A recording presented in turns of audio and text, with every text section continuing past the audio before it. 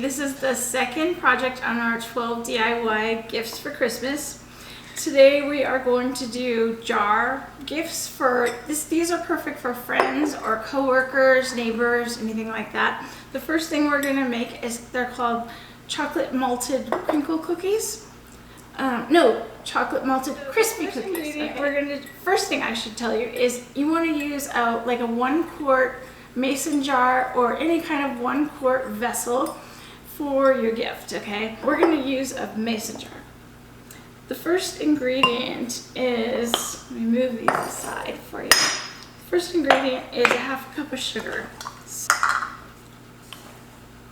Now you can use something like this, and this way you can just pour it in here and it'll go easily in here. We're going to do these in layers, so the ingredients aren't going to be all mixed up. You're going to be able to see the layers of them. So I'm going to start with that one. That is the sugar. Then there's something called malted milk powder, and I don't know if you've ever used this before. I had never used it before, but I found it. Actually, I looked for it at the grocery store, and I saw that there was a place for it, but it was empty. But I got it on Amazon, next day delivery, and so it's here. So this is a malted, if you like malt balls, things like that, malted milk, that's what this kind of flavoring is. So we're going to use 1 1/4 cup of the malted milk powder. So let me get the quarter. So there's a 1/4 cup. And then let me grab a spoon real quick.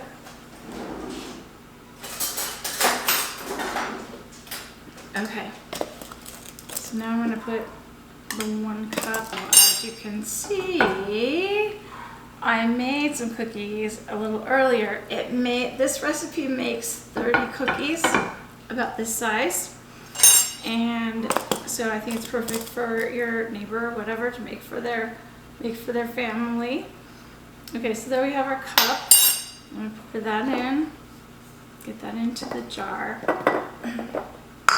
And sometimes with these little funnels, you kind of have to help it along.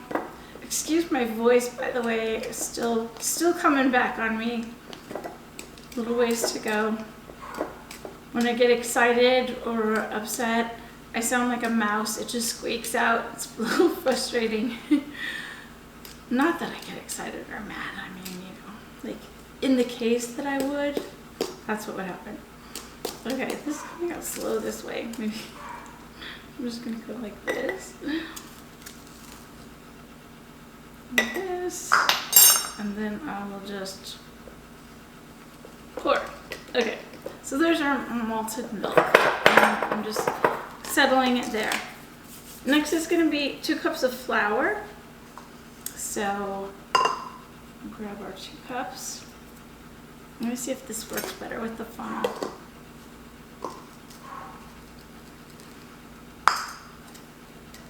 I remember getting one of these a long time ago when my kids were little. No, see, that's not working. When my kids were little, and it was fun because you just basically, what you do is you give the person some instructions as to what to do with their little jar, and then they just dump the jar into a bowl, and then they add a couple of other things. Oh, sorry, I'm making a mess. Don't mind my mess. Pretend that's all nice and clean. Okay, so, but all you do is add a couple of things. Like for this, I'll tell you again at the end, but you're just gonna add 1 1/2 sticks of butter and 2 eggs. And then I add also a teaspoon of vanilla, because I pretty much add vanilla to everything I make. So there, you can see there's layers. So there is the sugar and the malted milk, and then there's the flour. Now you're not going to be able to see this, but that's okay. So now comes a 1/2 teaspoon of baking powder, and we'll just put that in the middle. So a 1/2 teaspoon baking powder, and then a 1/4 teaspoon of salt, and there's a 1/4. It's so funny, this little container here I've had since I got married 32 years ago. It was like a Tupperware thing, and I had all my dry ingredients all organized because I it came with labels, so salt. So I still have these. So Tupperware, you're a pretty good company. And they're not sponsoring me. Okay, and then the last ingredient is 1 3/4 cup of chocolate chips. So I'm gonna put half a cup in here. These may not all fit. And if they don't, that's okay. Oops. Oh, good, they will fit. Okay. So,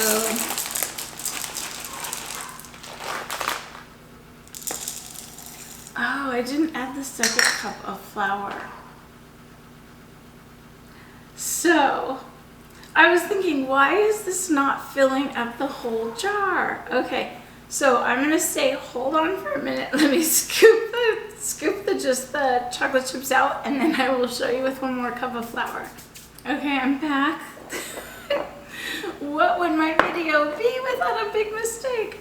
Okay, but you know, this is what happens. And so when you make a mistake like this or whatever, don't panic, because you can always fix it.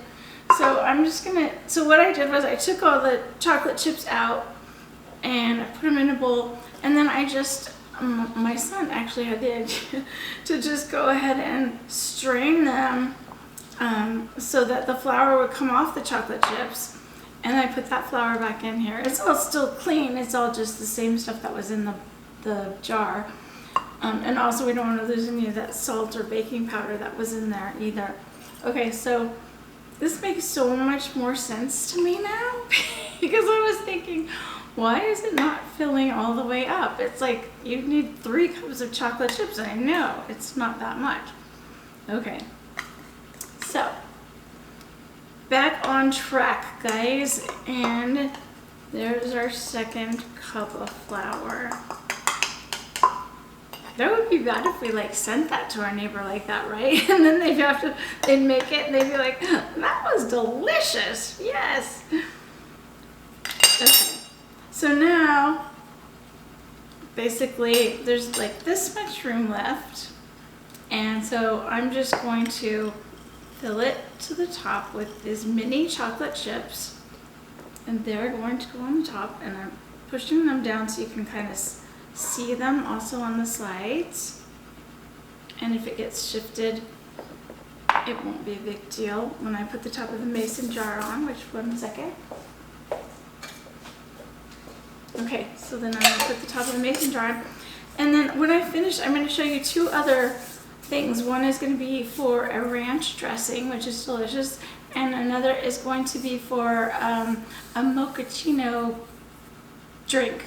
So I'm going to show you all of them, and then I will show you what it looks like when I have gifted them up into some, like, make them look a little cuter and Christmassier with some things around them. So I'll show you that at the very end. So next I'm going to get ready for the ranch dressing. So stay there. Okay, so we're on to the next part, which I told you is going to be a dressing mix. And it's sort of I called it a ranch dressing. It's like a buttermilk dressing. We're just going to make the dry mix. Oh wait, 1 second. Let me just show you. Okay, I have a couple of different little containers that we could put it in, like this one or this one, and then I would suggest we probably tape it, but I'm just showing you that ahead. But for right now, we're just going to mix it up in this, and I'm just using this because it's clear so you could see it. Okay, so the first ingredient is 1.5 tablespoons of parsley. And where did I put my, oh, there. 1.5 tablespoons of parsley. So 1, and then this is actually a 1/2 tablespoon. And then the next is 1 tablespoon of salt. And my salt and pepper are just in here. So, oh, that's a 1/2. So 1 tablespoon of the salt. And then 1.5 teaspoons of dried onion or minced onion. Another thing I wanted to tell you, like, I order most of our seasonings and spices through Penzeys catalog. It's online, and they have really great. They have everything, first of all, but you want your seasonings to remain fresh, and they recommend not keeping things over a year. So what I do when I get a shipment, like for instance this one I got, and then I just took a Sharpie and I wrote 9/22, so I remember that's when I bought this, because otherwise I'll think, when did I even get minced onion? I won't remember. So that's a good tip on how you can kind of keep control over that, and then go through your spices once in a while. I mean, it's not like they're expired, but they're just not going to be as potent. So 1 to 2 years, I guess. You can taste it and see how potent it still is, but that's what's recommended. Okay, so 1.5 teaspoons of the dried onion. So we have 1 and a half. Oops.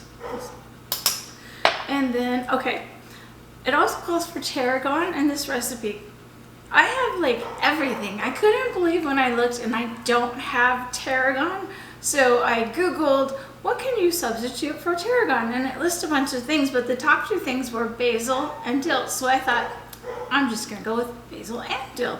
So it's supposed to be 1.5 teaspoons of tarragon. So I'm just gonna kind of split the difference, and I'm gonna use some basil.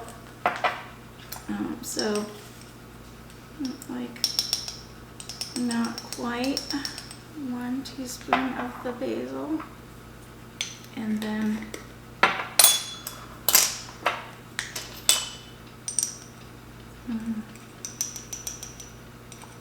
a little more of the dill. You can split it however you want, or not split it, buy tarragon, that's what it calls for. But I'll have the full recipe in the description below. The next thing is the garlic powder, and that is also 1.5 teaspoons. It's pretty easy to remember. 1.5 teaspoons of pretty much everything. 1.5. I don't know if you can hear my dogs barking in the other room, so I apologize if you can. They are noisy, and it's dinner time. So, noisy dogs. Okay, and then the last thing is dry cilantro. See, I said I have everything. Like, who has dried cilantro? But I have it. And for the dried cilantro, same thing. But it didn't have tarragon. Okay, I have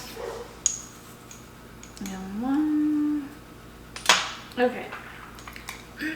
So then I'm just going to mix it all together. And then when you give it to your friends or neighbors, whatever, to make their dressing, you're going to put a little card next to it that says they're going to use 1 tablespoon of this mixture with 1/2 cup of mayo and 1/2 cup of buttermilk. So you can put it in whichever you think looks cute. I love this one. It's cute. Let's see if I spill this all over. Okay, it's half full. So you could double the recipe. That's what you do. Double the recipe I give you, and it will fit in one of these cute little jars. So I'll show you how you can wrap these up at the very end. So that is the end of our dressing one. And this is great, again, for neighbors. You can put it in a basket with some veggies or whatever you want to do. So I'll be right back. Okay, one last thing I want to tell you about that dressing mix that we made. I forgot to add 1.5 teaspoons of black pepper. So I just added that in and then shook up the little container, and so, but I'll have that in the recipe. Okay, so now we're gonna make a mochaccino mix. And this will make 2 1/4 cups of the mochaccino mix, which is enough for 10 to 12 servings. And so what we're going to do is we're going to start with a cup of sugar. And my sugar right here. Okay. So, cup of sugar. And then 2/3 cup of cocoa. You can use whatever kind you like to use. I like Hershey's, or I like the Ghirardelli, so either kind is fine. That's the 1/3 cup. Yeah. No, that's 1/2 cup. This is 1/3 cup. Okay, so 2/3 cup. And this, again, we're not gonna layer because we want people to be able to use however much they want out of the entire batch. So, oh, and I have to show you what I found that I think it would be really cute to put this in.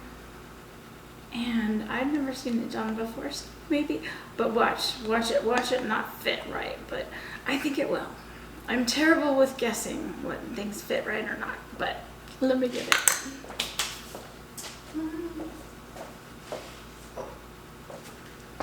Look, it's a glass water bottle, but won't that look cute with it in there? I think that's gonna be adorable.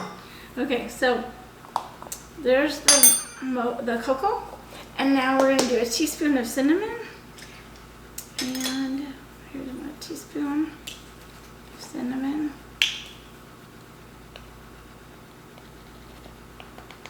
You can see I'm never really real exact with my measurements, but quarter cup of nutmeg. I mean quarter teaspoon of nutmeg. That would have been bad. Quarter teaspoon nutmeg. Okay, and then 2 tablespoons of instant espresso. And I'm not an instant coffee or instant espresso or even espresso really drinker. So I got this. It's Taster's Choice. It was, and they didn't have like instant espresso. So I got the pure coffee medium roast. Should be good, right? So we will see what we can do with these little things. I think my son will probably take them if I don't use them all. Okay, so what was I saying? 2 tablespoons, okay. So, okay, so they're each a tablespoon. Good to know, good to know. Watch, I'm just gonna use one more. No, I don't have to measure it. Okay, so 2 teaspoons. And then the last thing is another conundrum I had at the grocery store, because I've never used dry milk for anything. So I couldn't find it. And I finally found it. It is in the aisle, the baking aisle, and it's kind of like right below where you find like the sweetened condensed milk and the evaporated milk, those cans. Look for a box of it in there. So they come in either boxes or pouches. So we need a half a cup of this. So